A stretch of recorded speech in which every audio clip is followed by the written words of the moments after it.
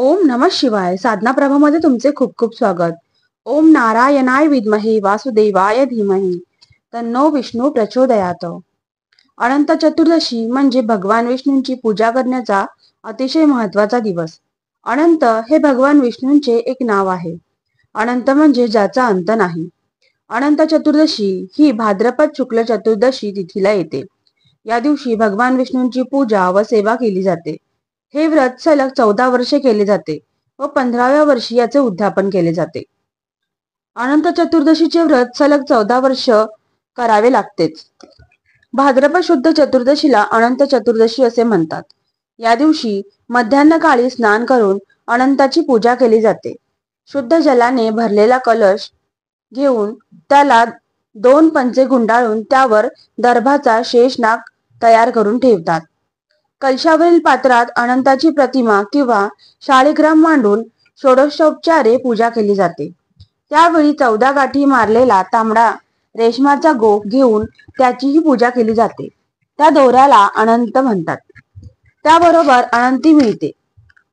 अनंत पुरुषाने व अनंती त्याच्या अर्धांगिनीने बांधावयाची असते. पूजा झाल्यानंतर अनंत उजव्या हातात बांधतात. गतवैभवाच्या पुनर्प्राप्तीसाठी अनंताचे व्रत केले जाते. हे व्रत 14 वर्षे आचरल्यास त्याचा लाभ होतो. याचा उल्लेख गुरुचरित्रात आहे. हे व्रत कडक आहे. या दिवशी पक्वानांचा नैवेद्य दाखवावा व पक्वानांचे वायन ब्राह्मणास द्यावे. वरील प्रमाणे विधी करावा व इष्ट परिवारासह पक्वानाचे भोजन करावे. काही घराण्यात तर कायमची अनंत पूजनाची वहिवाट आहे. 14 वर्षे अनंत चतुर्दशीचे व्रत केल्यानंतर 15व्या वर्षी होम हवन करावे, ब्राह्मण भोजन घालावे, त्याचे उद्यापन करावे.